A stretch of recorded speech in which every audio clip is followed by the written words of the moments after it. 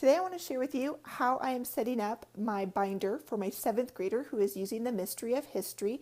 We are doing volume 4, and in the past I have bought a lot of their supplemental resources. This year we are just using the book along with the companion guide that was included with volume 4. This companion guide includes a lot of stuff on here. It has the pretest, it has timeline work, it has map work assignments, it has all the maps you need to print out for those map work assignments. It has instructions for activities for younger kids, middle kids, and older kids, exercises and quizzes, semester tests, and all of the answer keys. So a lot of stuff here on this companion guide. So I thought the companion guide as well as the textbook was sufficient for us this year. So let's go ahead and take a look into her binder. Her Mystery of History binder. Now my 7th grader is working completely independently this year with the Mystery of History. So I of course will answer questions and assist as needed, but she is working independently. So I have got some checklists here for her so that she knows exactly what she needs to do each day, and she is just going to write the date as she completes them. We'll take a closer look at this checklist at the end of the video, but first let me show you what is in her binder. Right over here are all of the maps that I have printed off of the companion guide for the entire year. So when it says she needs a map, she doesn't need to ask me to print them out. They're already printed out right there in that front pocket. Over here, I have her binder divided into quarter 1, quarter 2, quarter 3, and quarter 4. So let's go ahead and just flip over to quarter 2, and I'll show you that as an example. What I did was I printed off everything that she needs for that quarter. So actually the whole year is in here. The first thing that we have is the pretest that she's going to take at the beginning of each week.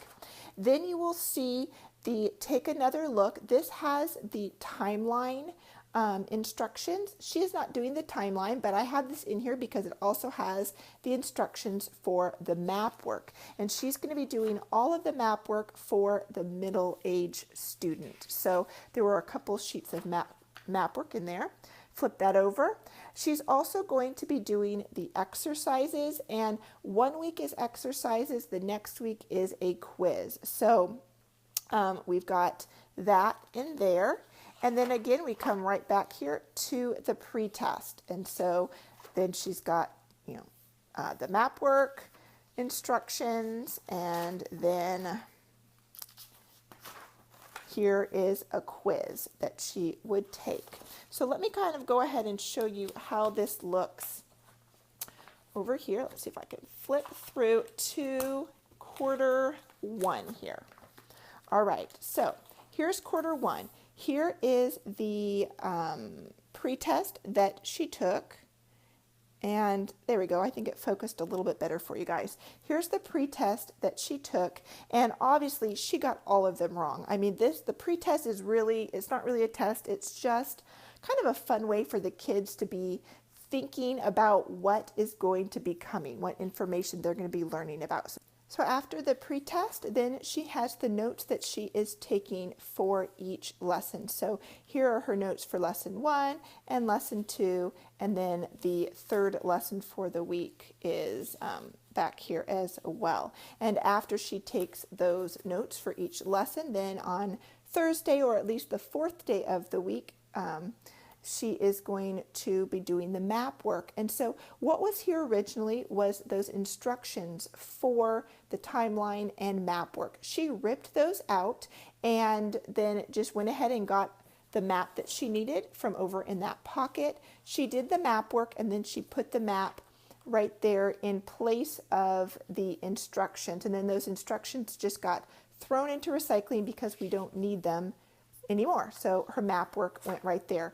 The other thing that is not here is the activity. If she did an activity that was on paper that could fit in a binder, she would have put that right here. I think this week's activity was something that she either did online or I don't remember, but it didn't fit in the binder, so she doesn't have that activity here. And then of course here is the exercise that she did on Friday, and then also wanted to point out that she has a little tab here at the top. Let me see if you can see it. Here we go. She's got a tab here that she just marks what she is on next. So the next thing that she's going to be doing, it looks like, is the map work for lessons 7 through 9. So she's got a little tab there. So that's just kind of an overview of how we have set everything up. Now I want to go into detail on how I have set up the checklist. So what I have done is I have written out everything that she needs to do for the entire school year with Mystery of History.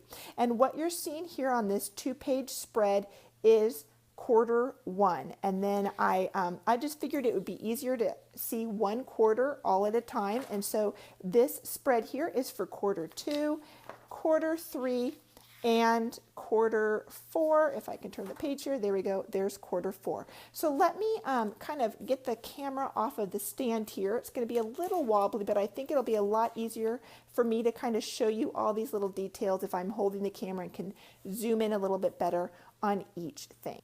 Here is her checklist for quarter 1. There's week 1, 2, 3, 4, and then we have week 5, 6, and 7 over there.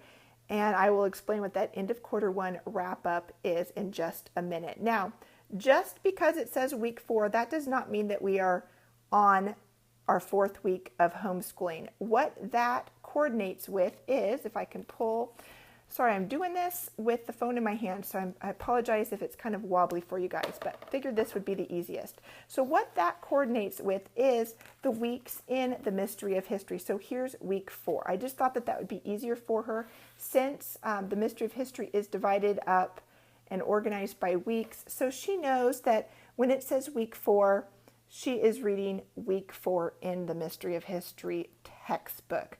We might be on week 6 or 7 or whatever, but that's what she's reading in there.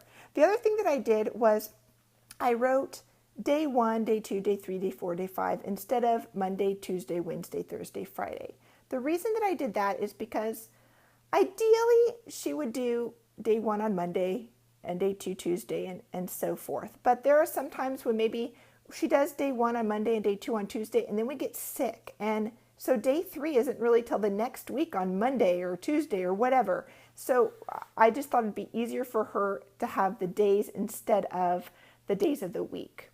All right, so what I did was they're all pretty similar. On week 1, on the first day, she's going to take that pretest. She's going to read lesson 1, and she's going to do notes. She's going to take some notes. When she's done, she's going to write the date that she completed it. For the second day, she is going to read the lesson and take notes and do the same thing for lesson 3 day 3 as well. On day 4, she's going to do the map work and an activity. And I am writing in the activities. As you can see, I'm writing them in pencil, trying to do 1 quarter at a time. So as you can see, second quarter, I haven't written in any activities yet. So I'm kind of trying to decide what I think would interest her, each week, and then write those in. And then on day 5, she will finish the activity if she still needs to finish that, and she'll do an exercise. Now on week 2, it's set up the same way, except you can see that she'll be taking a quiz instead of doing an exercise. And that's how the Mystery of History on the companion guide stuff, it works. Exercises 1 week, quiz the next exercise the next week, quiz the next.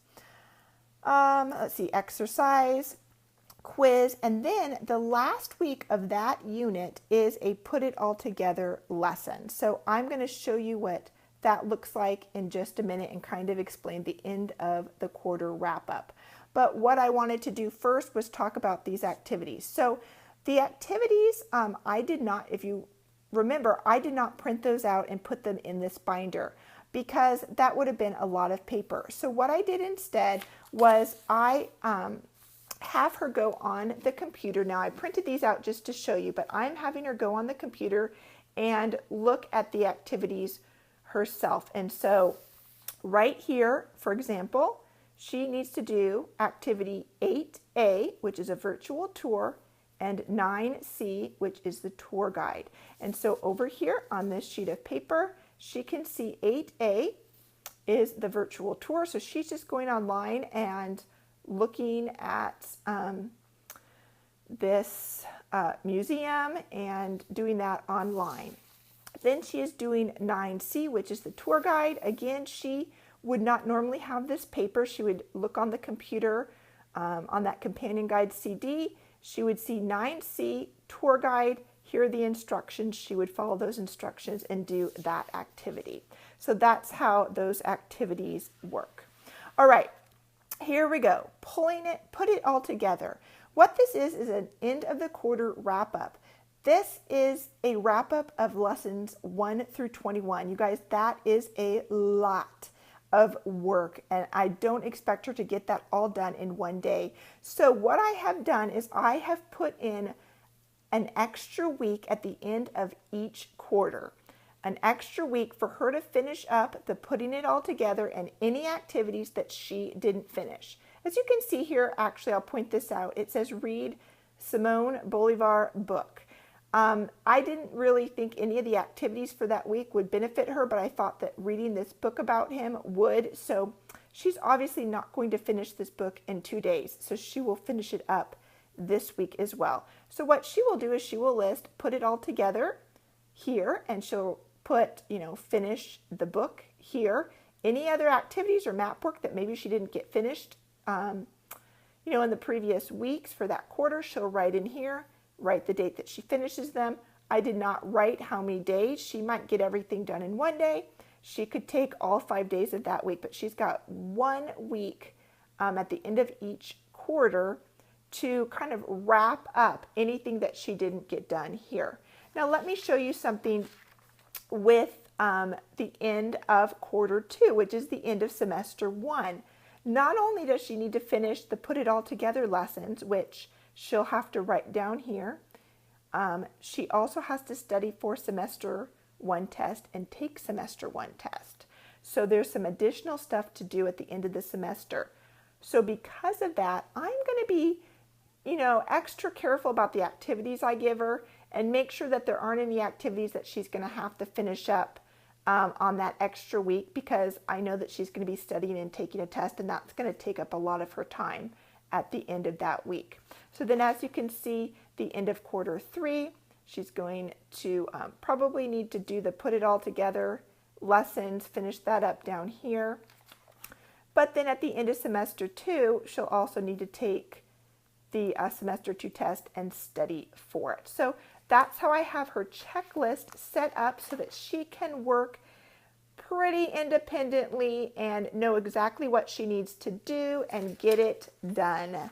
And so that is how I have set up her Mystery of History binder. I hope this was helpful for you. If it was, give it a thumbs up and make sure to share it with your other homeschool mom friends who are maybe using the Mystery of History. I will see you guys in another video. Bye-bye.